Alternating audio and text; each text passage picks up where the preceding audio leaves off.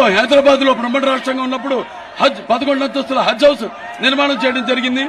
అలాగే మన కడపలో ఇక్కడిది లోకల్ ఇక్కడ కడపలో 25 కోట్లతో హజ్ నిర్మాణం చేయడం జరిగింది. అలాగే ఇక ముందు కూడా ముస్లిం వాళ్ళకి మైనారిటీస్ కి ప్రతి సంవత్సరం కూడా బడ్జెట్ లో 1,000 కోట్ల రూపాయల నుంచి 1,100 కోట్ల రూపాయలు బడ్జెట్ అదనంగా మేము ఇస్తామని చెప్పడం జరిగింది మన మేనిఫెస్టోలో. అలాగే ఈ యొక్క దుల్హన్ ఏదో కానుకుందో దాని 50,000 కాకుండా 1,00,000కి పెంచుతామని చెప్పడం జరిగింది. అలాగే ఈ యొక్క నూర్ భాష ఏదైతే ఫెడరేషన్ ఉందో దాంట్లో ఇప్పుడున్న 50,000 కోట్లు కాకుండా అదనంగా ఇంకో 50 కోట్లు 100 కోట్లు మంజూరు చేస్తామని చెప్పడం జరిగింది. అలాగే ఈ యొక్క ఏదైతే 4% రిజర్వేషన్ ఉందో ఉద్యోగాల్లో అలాగే చదువుల్లో వాటికి చట్టబద్ధత కల్పిస్తామని దానికి ప్రయత్నిస్తామని కూడా పేర్కొనడం జరిగింది. అలాగే షాదీఖానాలు అలాగే ఉర్దూ ఘర్లు వాటికి స్థలాన్ని కేటాయించి అలాగే అక్కడ షాదీఖానాలు గాని మిగతా పాత భవనాలు వాట్ల పునర్నిర్మాణం కార్యక్రమాలు పనులు కూడా చేపడతామని చెప్పడం జరిగింది. అలాగే ఇక్కడ ముందుగా ఈ కదిరి విషయానికి వస్తే అలాగే ఇక్కడ చూస్తే మనం అటువంటి నేనేదైతే కదిరి గురించి పేర్కొన్నానో ఇక్కడ కదిరి యొక్క మౌనత కదిరి యొక్క నియోజకవర్గాన్ని జగన్ రెడ్డి అభివృద్ధికి ఆమడ దూరంలో ఉంచారు. గోరంతా చేసి కొండంతగా చెప్పుకుంటున్నారు. ఇవాళ రేపు తెలుగుదేశం పార్టీ అధికారంలో రాగానే అలాగే తాగునీటి సమస్య ఉత్పన్నం కాకుండా చెర్లపల్లి రిజర్వాయర్ నుంచి ఇక్కడ పట్టణానికి నీరు అందిస్తామని ఈ సభాముఖంగా మీ అందరికీ తెలియజేస్తున్నాను. అలాగే ఈ పట్టణ డ్రైనేజ్ సిస్టమ్ అంటే భూగర్భ డ్రైనేజ్ వ్యవస్థను మేము తీసుకొస్తామని చెప్తున్నాం. అలాగే ట్రాఫిక్ సమస్య లేకుండా ఇక్కడ పాలిటెక్నిక్ కాలేజ్ నుంచి రాయచోటి ఏదైతే రహదారి ఉందో దాని మీదుగా కౌలేపల్లి గేట్ జాతీయ రహదారికి అనుసంధానం చేస్తూ ఈ యొక్క కదిరి రింగ్ రోడ్ ని పూర్తి చేస్తాము అని మీకు తెలియజేసుకుంటున్నాను. అలాగే ఎన్పి కుంట అలాగే గాండ్ల పెంట మండలాలకు అందరి ద్వారా మీకు సాగునీరు అందిస్తామని ఈ సభాముఖంగా మీకు తెలియజేస్తున్నాను. అలాగే ఇక్కడ కదిరి పట్టణంలో అసంబద్ధంగా మిగిలిపోయిన ఉర్దూ రెసిడెన్షియల్ స్కూల్ పూర్తి చేస్తాం. పట్టణంలో హిందూ శ్మశాన వాటికకు స్థలం కేటాయిస్తాం. మీరు చూస్తున్నాం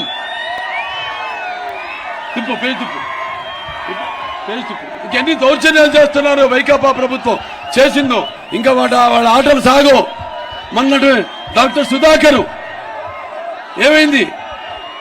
అతను కోవిడ్ అప్పుడు మాస్క్ అడిగిన వారికి అతన్ని మానసిక క్షోభ పెట్టి మరణానికి కారణమైంది ఈ ప్రభుత్వం. అలాగే జడ్జి రామకృష్ణ గారిని ఆయన కూడా మానసిక వేదనకు గురి చేశారు. అలాగే ప్రభుత్వ విధానాలను ప్రభుత్వ యొక్క వ్యతిరేకతను ప్రజలు బయటకు వచ్చి దాన్ని వ్యతిరేకిస్తే పాపం పేద దళితులకు శిరోమండలం చేయించాడు ఈ ప్రభుత్వం. అలాగే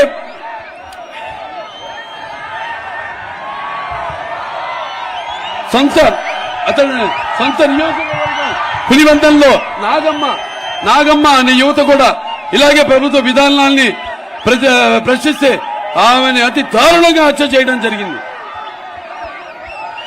అలాగే మన అమరావతి రాజధాని రైతుల భూముల గురించి ప్రశ్నించిన నాయకులందరి మీద కూడా ఎస్సీ ఎస్టీ కేసులు బనాయించడం జరిగింది.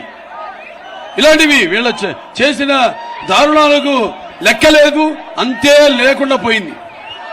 కాబట్టి మీరంతా ఒకటి గుర్తుపెట్టుకోవాలి, ఈ యొక్క ప్రజాస్వామ్యంలో మీరంతా కూడా ఇక్కడ ఈ ప్రజాస్వామ్య సంరక్షణ బద్ద కంకణంలో ఇవాళ మీరందరూ ఇక్కడ ఈ నేనిచ్చే సందేశాన్ని వినడానికి వచ్చారని అర్థమవుతుంది సార్. ఎప్పుడు కూడా ఆడపడుచులు మీరందరూ కూడా ఈ సభను విజయాన్ని చేసి నీరాజన అర్పించడానికి వచ్చారని అర్థమవుతుంది. యువతరానికి ప్రతినిధులు, నవతరానికి నాయకులు, భావి తరాలకు భారతదేశం మహాశక్తి అయిన యువకులు, యువశక్తి అంతా కూడా మీరంతా ఈ కార్యక్రమం మీ భుజస్కంధాల మీద వేసుకోండి. ఎందుకంటే నిరాశ నిస్పృహతో బతుకుతున్నారు మీరంతా. ఇవాళ చూస్తున్నాం మన రాష్ట్రంలో గంజాయి పెంచడం, అలాగే డ్రగ్స్ లో మన రాష్ట్రం నంబర్ 1 మొదటి స్థానంలో ఉంది దేశంలో. ఎంత సిగ్గుచేటు. ఇవాళ ఒకప్పుడు బానిసత్వం గురించి మనం విన్నాం. ఇవాళ అదే పరిస్థితులు మన రాష్ట్రంలో కూడా తీసుకురావాలని ఈ యొక్క గంజాయి అయితేనేమి, లేకపోతే ఈ యొక్క డ్రగ్స్ ఈ యొక్క సంస్కృతిని మన రాష్ట్రంలో తీసుకొచ్చారని తెలియజేసుకుంటూ, మరి ఈనాడు ప్రజాస్వామ్యంలో ఈనాడు మనకున్న ఏ ఆయుధం ఓటు. ఆ ఓటుని మీరు సద్వినియోగపరుచుకుని మీ ఉద్దేశాలను ప్రతిబింబ చేయడానికి, మరి ప్రజాస్వామ్య పరిరక్షణ కోసం సరైన నాయకుల్ని, ప్రతినిధుల్ని ఎన్నుకోవాల్సిన బాధ్యత, అలాగే సమాజ స్థాపనకు, సమాజంలో ఉన్న వ్యత్యాసాలను తరిమికొట్టడానికి, అలాగే సామాజిక న్యాయం కోసం మరి సరైన మన ప్రతినిధి ఎన్నుకోవడానికి ఉపయోగించవలసిన పవిత్రమైన సాధనం ఓటు. కాబట్టి మీరంతా మీ యొక్క స్వార్థాలకు, లేకపోతే మీరంతా మీ యొక్క స్వార్థాలకు దీన్ని వినియోగించుకోకుండా, మీ వ్యాపకాలకు వినియోగించకుండా ఈ యొక్క ఓటుని మరి ఎక్కడ కొదువు పెట్టకుండా, తాకట్టు పెట్టకుండా మీరంతా సరిగ్గా వినియోగిస్తే మీ ఓటుని మీరు గౌరవించినట్లు అవుతుంది. అలాగే లేకపోతే ప్రజాస్వామ్యాన్ని అంతం చేసినట్టు అవుతుందని మీ అందరికి తెలియజేసుకుంటూ, మరి నాడు మన ఎంపీ అభ్యర్థి అయిన పార్థసారథి గారు ఉన్నారు ఇక్కడ. ఎంతో అనుభవజ్ఞుడు ఆయన. 1994లో ఆయన జడ్పీటీసీ చైర్మన్ గా చేయడం జరిగింది. 1999లో ఆయన ఎంపీగా ఎన్నికవ్వడం జరిగింది. అలాగే 2004లో 2014లో ఆయన శాసనసభ్యుడిగా ఎన్నుకోబడడం జరిగింది. అలాగే ఈ యొక్క ఇప్పుడు హిందూపురం జిల్లా, అదే సత్యసాయిబాబా జిల్లాకి ఆయన తెలుగుదేశం పార్టీ అధ్యక్షుడిగా 16 సంవత్సరాలు ఆయన చేయడం జరిగింది. ఎంతో అనుభవజ్ఞుడు. ఇవాళ మన వాళ్ళని కూడా మన పార్లమెంట్కి పంపవలసిన అవసరం ఎంతైనా ఉంది. ఇవాళ జగన్ ఏమన్నాడు, నాకు 23 ఎంపీలు ఇవ్వండి, కేంద్ర ప్రభుత్వం తల వంచుతానన్నాడు. తల వంచడం కాదు కదా, మనల్ని అందరినీ మన తల వంచేలా చేశాడు ఈ జగన్. మన కందికుంట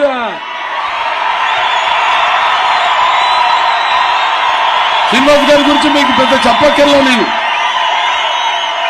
ఆయన ఎప్పుడు ప్రజల మనిషి, ప్రజలకు అందుబాటులో ఉండే మనిషి, ప్రజల కష్ట సుఖాలు బాగా తెలిసిన వ్యక్తి, ఎంతో అనుభవం ఉన్న మనిషి ఆయన. కాబట్టి వాళ్ళ యొక్క సేవల్ని మీరందరూ వినియోగించుకోండి. ఆ రాత, మీ తలరాతను మీరే మార్చుకోవాలి మీ ఓటనే ఆయుధంతో. అవతల వాడిని తరివి కొట్టాలి మీ ఓటనే ఆయుధంతో తెలియజేసుకుంటూ, మరి ఈనాడు కూటమి ఇవాళ అందరం కలిశాము. నేను ఒక్కడే అన్నాడు. మరి ఒక్కడే అంటూ మరి తన తల్లిని, చెల్లిని ఇంటి నుంచి తరిమేశాడు. తన బాబాయిని చంపిన నిందితుల్ని కాపాడుతూ తన చెల్లికి ద్రోహం చేశాడు ఈ జగన్. గుర్తుపెట్టుకోండి మీరు. చాలా మంది సలహాదారులు పెట్టుకున్నాడు, సుమారుగా 100 మందిని పెట్టుకున్నాడు. అందరికి జీతాలు ఇస్తున్నాడు, ఒక్కడి సలహా కూడా తీసుకోడు. ఆ దుష్ట చతుష్టయం ఉంది ఒకటి ఆయన చుట్టూ దుష్ట చతుష్టయం. వాళ్ళ పేర్లు వద్దండి మనకి. ఆ పాపం మనం కట్టుకోకూడదు. ఎవరి మాట వినడు. జనం ధనాన్ని నీళ్లప్రాయంగా అప్పులు చేసి మరి మీరు గుర్తుపెట్టుకోండి. ABCDE ఏదైతే ఈ బీసీ వర్గీకరణ ఉందో ముస్లిం సోదరి మనందరికీ చెప్తున్నాను, మీరందరూ ఈ కింద వస్తారు. బీసీఈ వర్గీకరణ కింద వీళ్ళు ప్రచారం చేస్తున్నారు, మిమ్మల్ని ఈ రోజు తీసేస్తారని నేను ఈ సభాముఖంగా చెప్తున్నాను. అటువంటిది జరగనివ్వమని, అది జరిగేది కాదని, జరపమని మీ అందరికీ నేను తెలియజేసుకుంటున్నాను. అలాగే ఈ యొక్క 50 దాటిన బీసీలకి పెన్షన్ ప్రకటించడం జరిగింది. 50 ఏళ్ళు దాటిన బీసీలందరూ కూడా అది తప్పకుండా అది కూడా తీసేస్తారు అది ఇది అని చెప్తున్నారు. వీళ్ళ కబుర్లకు మీరు మోసపోకండి, వాళ్ళ భ్రమలో పడకండి. అన్ని సవ్యంగానే జరుగుతాయి అనుకోండి. ఎందుకంటే ఇవాళ రేపు ఈయన చేసిన ఏదైతే 12,50,000 కోట్ల రూపాయలు అప్పుందో అది తీర్చేది ఎవరు? మీరే. రేపు మళ్ళీ వచ్చాడనుకోండి పొరపాటున, అంతే ధరలు పెంచేస్తాడు, పన్నులు వేస్తాడు. ఇప్పటికే అన్నిటి మీద పన్నేసి బాధుడు.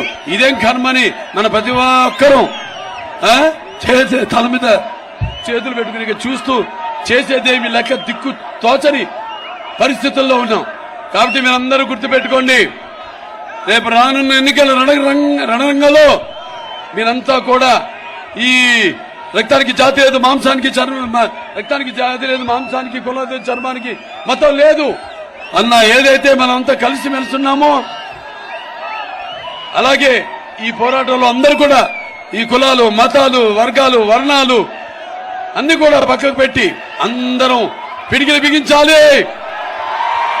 కలిసి తెలుగుదేశాన్ని మరియు కూటమి అభ్యర్థులందరినీ కూడా గెలిపించాలని సభాముఖంగా తెలియజేసుకుంటూ నేను సెలవు తీసుకుంటున్నాను. జై తెలుగుదేశం, జై తెలుగుదేశం, జై తెలుగుదేశం, జై కూటమి, జై కూటమి, జై కూటమి.